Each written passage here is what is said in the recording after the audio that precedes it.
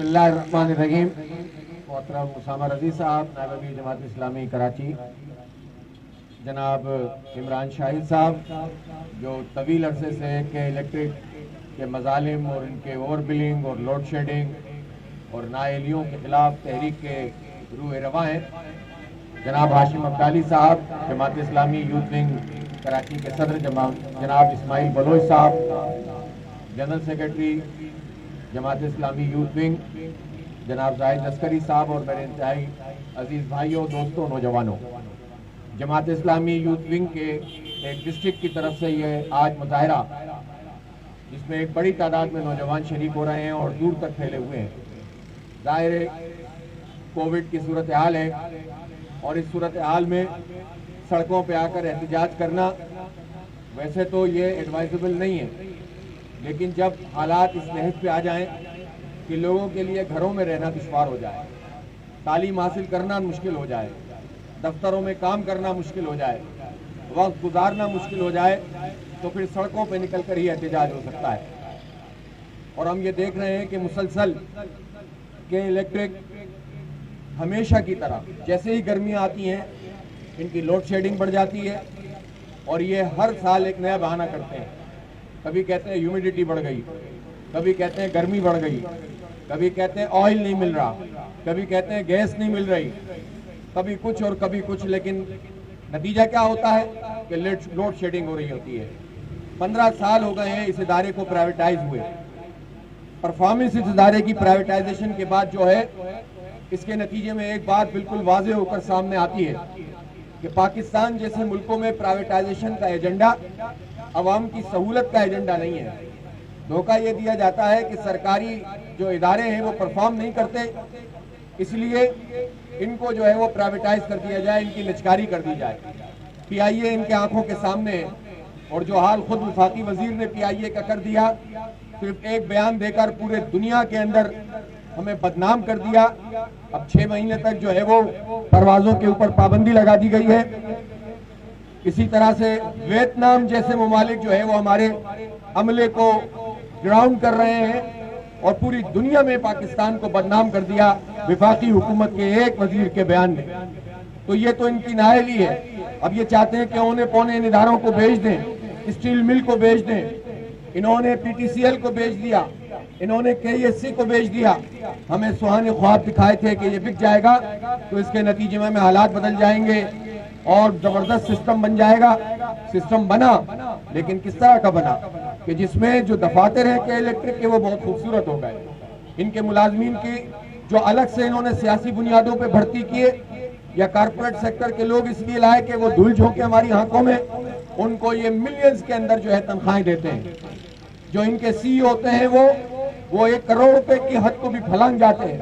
इनको इतनी जबरदस्त बराहत मिलती है और आवाम का हाल और छोटे अमले का हाल, इंजीनियर्स का हाल इतना बुरा करके रखते हैं कि उनकी जॉब की कोई सिक्योरिटी भी नहीं होती और इनको बिल्कुल काम उनके ऊपर लाद देते हैं, कोई टाइमिंग नहीं होती।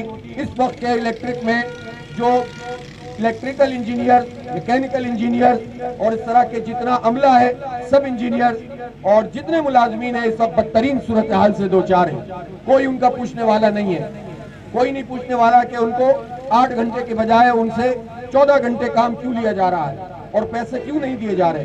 तो एक तरफ तो ये बदतरीन सूरत हाल है और दूसरी तरफ ये है कि मैं आपको सिर्फ एक मिसाल दूं। 2005 में जब ये केएससी को बेचा गया था, बेचने वाले कौन थे? बेचने वाले वो थे जो इस शहर के करता धरता थे। एमक्यूएम का तूती बोलता था, पूरे शहर पे उसका कब्जा था।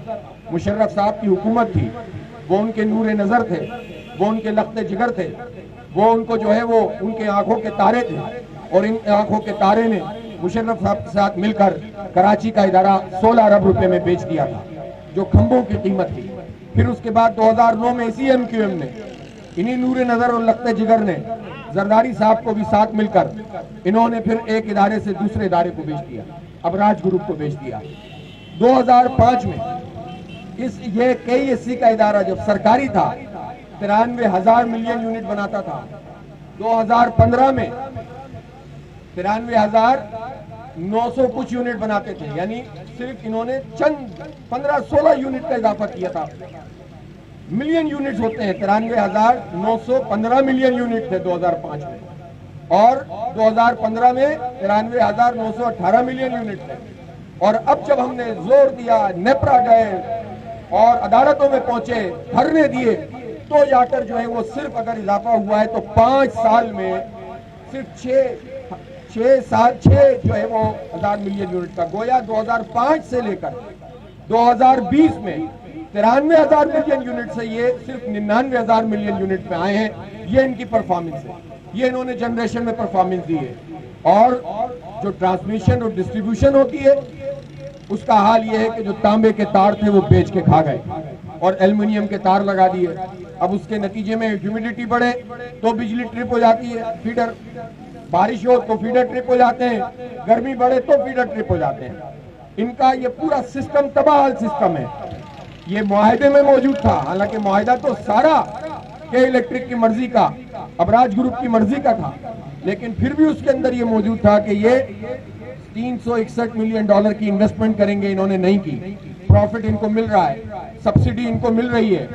अच्छा चले, पीपल्स पार्टी की हुकूमत इनको फेवर देती थी, फिर उसके बाद नून लीग की हुकूमत आई, वो इनको फेवर देती है। और आपको मैं एक बात याद दिलाऊं कि जब ये बेच के भागने के चक्कर में थे तो उस वक्त इन्होंने टैरिफ बढ़ाने की दरखास्त दी नेपरा में। नेपरा में जमात इस्लामी वाहिद पॉलिटिकल पार्टी थी, हम लोग थे कि जो गए और हमने कहा कि इनको ऐसे नहीं भागने देंगे, ये टैरिफ नहीं बढ़ा सकेंगे, इसलिए कि ये चले जाएंगे और ये मजीद बिजली महंगी होती चली जाएगी। हमने मुजाहिमत की और नेपरा जो हमेशा इनको फेवर देता था वो मजबूर हुआ कि उसने इनको टैरिफ नहीं दिया। तो पता ये चला कि उस वक्त शाहिद खाकान अब्बासी साहब यहाँ तशरीफ लाए और वहां से इस्लामाबाद से उन्होंने खत लिखा नेपरा को कि इनके टैरिफ में इजाफा किया जाए, इनके टैरिफ में इजाफा किया जाए। ये नून लीग का हाल था। जब गैस में कमी हुई कि वाजिबात अदा नहीं करते थे तो उस वक्त शाहिद खाकान कराची पहुंच गए और उन्होंने कहा इनको गैस इनकी बहाल की जाए। और फिर सुनिए, फिर तब्दीली सरकार आई, फिर पीटीआई की हुकूमत आई, जो इनका दावा ये था कि अब तो सब हालात बदल जाएंगे। लेकिन 2 साल में हमने ये देख लिया कि सबसे ज्यादा पीटीआई ने अगर किसी इदारे को, किसी कंपनी को फेवर दिया है तो वो अबराज ग्रुप है, के इलेक्ट्रिक का अबराज ग्रुप है। और वो अबराज ग्रुप का फाउंडर सीईओ इस वक्त इंग्लैंड में बंद है। उसकी इंग्लैंड की हिस्ट्री की सबसे बड़ी जमानत हुई है। जो पाकिस्तान के कितने बनते हैं इमरान भाई? 15 मिलियन पाउंड की उसकी जमानत हुई है। और जमानत भी ऐसी हुई है कि उसको इलेक्ट्रॉनिक चिप बांध दी गई है, वो अपने घर से बाहर नहीं निकल सकता। यही वो आरिफ नकवी, और ये मनी लॉन्ड्रिंग है। और ये भी अहम बात है, मीडिया के सामने कहना चाहता हूं कि मनी लॉन्ड्रिंग का जब ये केस हुआ और आरिफ नकवी को जब एयरपोर्ट पे पकड़ा गया तो जो उसने टेलीफोन नंबर दिए थे, फोन नंबर दिए थे, कॉन्टेक्ट नंबर दिए थे, उसमें इमरान खान का नंबर भी दिया था। ये ईमानदारी है। फिर यही आरिफ नकवी इसको दुबई की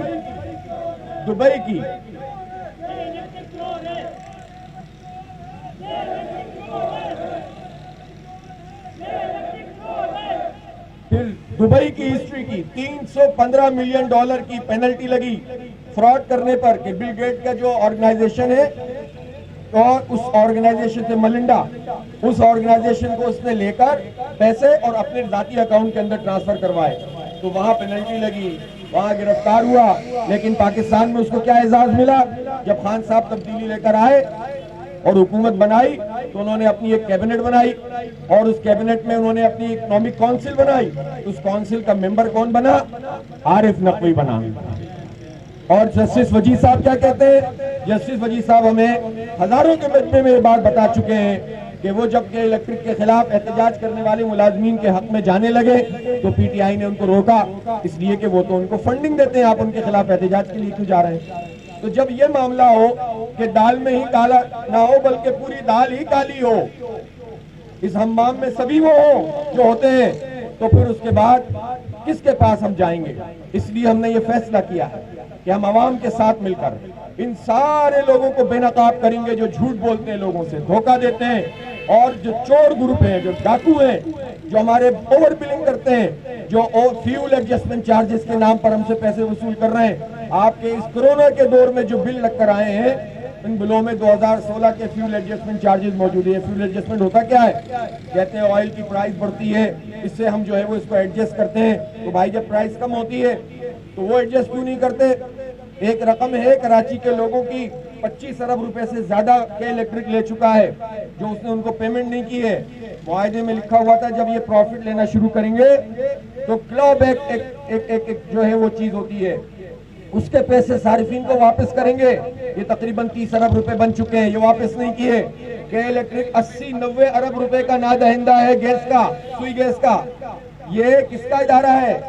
ये इमरान खान साहब और उनके खानदान का नहीं, नवाज शरीफ और उनके खानदान का नहीं, जरदारी टोले और उनके खानदान का नहीं, MQM का और लंदन का नहीं, ये हमारे टैक्सों से चलने वाला इदारा है। ये पाकिस्तान के लोगों का इदारा है, टैक्स पेयर का इदारा है। इस इदारे के 90 अरब रुपए ये के इलेक्ट्रिक ने खाए हुए हैं अबराज ग्रुप ने, और इसको फरार करने की सारी तदबीरें की जा रही हैं। इसलिए हम ये वाजे कर देना चाहते हैं कि वफाकी हुकूमत सबसे बड़ी जिम्मेदार है इस वक्त शहरियों पर जो सुलूक हो रहा है, और वफाकी हुकूमत में MQM और PTI दोनों मौजूद हैं। और उसके बाद जो है वो सूबाई हुकूमत, इसलिए कि सूबाई हुकूमत भी इससे फैसिलिटेट हो रही है। बेचा तो इन्होंने ही था, और इनका नूरियाबाद के प्लांट से जो जरदारी साहब का प्लांट है, अनवर मजीद बदनामे जमाना जो बंदा है, उसका जो है वो कौन सा ग्रुप है वो, उस ग्रुप का ओमनी ग्रुप, लेकिन अब तो सबको याद हो गया है, ओमनी ग्रुप फ्रॉड, उसका जो 100 मेगावाट का प्लांट है वो चल रहा है, उसको गैस भी मिल रही है। तो ये एक मिली भगत है। तो ये सब लोग मिलकर हमारे साथ जुल्म कर रहे हैं। और फिर ये बात क्या असद उमर साहब ने फरमाने शाही जारी किया, और उन्होंने कहा कि अब होगा ये कि हम इन्वेस्टिगेशन करेंगे। एक कमेटी बना दी उन्होंने, इतना बड़ा एहसान कराची पे असद उमर ने कर दिया, एक कमेटी बना दी, और ये कमेटी अब सोचेगी, देखेगी कि ये लोड शेडिंग हो क्यों रही है, ये शहरी तंग क्यों हो रहे हैं, और फिर उसके बाद वो एक रिपोर्ट पेश करेगी। गोया अब नेपरा भी कार्रवाई नहीं करे और कोई कार्रवाई भी अमल में ना आए, तो ये हमारे साथ धोखा बंद किया जाए, ये फ्रॉड बंद किया जाए। इन सब लोगों को जो करप्ट माफिया है इसको कैफर किरदार तक पहुंचाया जाए, कि इलेक्ट्रिक को कौमी तहवील में लिया जाए, स्टेक होल्डर पर मुश्तमिल कमेटी कायम की जाए, वो पूरे के इलेक्ट्रिक के मामलात को चलाए, और जो मुजरिम है जिनका मनी लॉन्ड्रिंग में नाम आ रहा है, चाहे वो प्राइम मिनिस्टर हो या वो कोई भी मिनिस्टर हो, चाहे वो कोई भी अपने आप को पाक साफ और दयानतदार साबित करता हो, सबको कटहरे में आना चाहिए।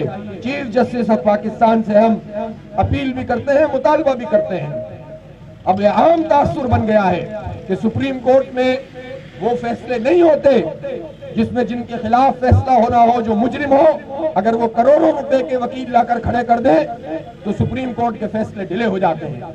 गोया इंसाफ बिकता है।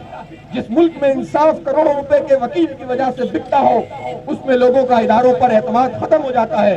हमें सुप्रीम कोर्ट पर एतमाद है, लेकिन अपने चीफ जस्टिस साहब समेत तमाम हमारे जितने भी जजेस हैं उन्हें अपने रवैये को देखना होगा। 26 लाख सारिफीन इस शहर कराची में है।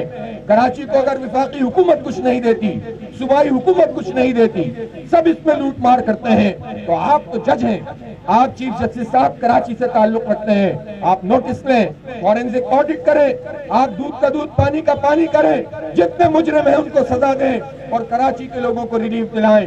ये तहरीक अब शुरू हो चुकी है, ये तहरीक आगे बढ़ेगी। आज हमने हालात के तकाजे के मुताबिक सोशल डिस्टेंसिंग करके ये मुजाहरा किया है। कल हो सकता है कि हमें सड़क भी जाम करनी पड़े, फिर हो सकता है कि हमें पूरे शहर में अपने प्रोग्राम का ऐलान करना पड़े। मैं नौजवानों से पूछता हूं कि इसके लिए तैयार है कि नहीं तैयार है? आप लोगों से अगर कहा जाए कि शहर की बड़ी बड़ी शाहराहों को के इलेक्ट्रिक और उनके सरपरस्त विफाकी और सूबाई हुकूमत उनके खिलाफ जाम कर दिया जाए, तो आप तैयार है कि नहीं तैयार है? हम अनकरीब अपने लाए अमल का ऐलान करेंगे। इससे पहले फौरी तौर पर तो ये काम किया जाए कि लोड शेडिंग बंद की जाए, ऑयल और गैस दोनों पर प्लांट चले और लोड शेडिंग का खात्मा किया जाए, और उसके बाद ये फॉरेंसिक ऑडिट हो। बहुत शुक्रिया। वाक़िर दावाना अल्हम्दुलिल्लाह रब्बिल आलमीन।